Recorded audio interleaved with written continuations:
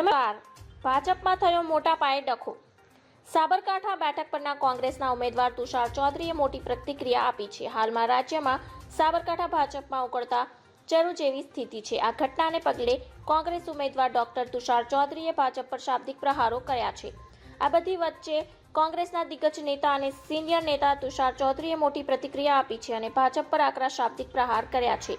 ભાજપમાં અત્યારે ગુજરાતમાં ઠેર ઠેર વિરોધીની આગ સળગી રહી છે. પોરબંદર, રાજકોટ, સાબરકાંઠા અને વિજાપુર, હવે અમરેલીમાં પણ ભાજપના કાર્યકર્તાઓ નિરાશ થયા છે અને વિરોધો કરી રહ્યા છે.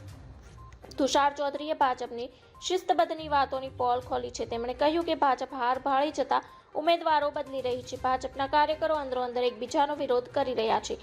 ભાજપમાં હાલ જે માહોલ છે તે મેં ક્યારેય જોયો નથી. ભાજપનો ગઢ ગણાતા વડોદરા બેઠક પરથી ભાજપના દવાનાળ સળગ્યો છે અને તુષાર ચૌધરીએ આકરો કટાક્ષ કરતા કહ્યું છે કે કોંગ્રેસ યુક્ત ભાજપ થતા ભાજપના સનિષ્ઠ કાર્યકરો અવાજ ઉઠાવી રહ્યા છે. ધન્યવાદ. જય હિન્દ.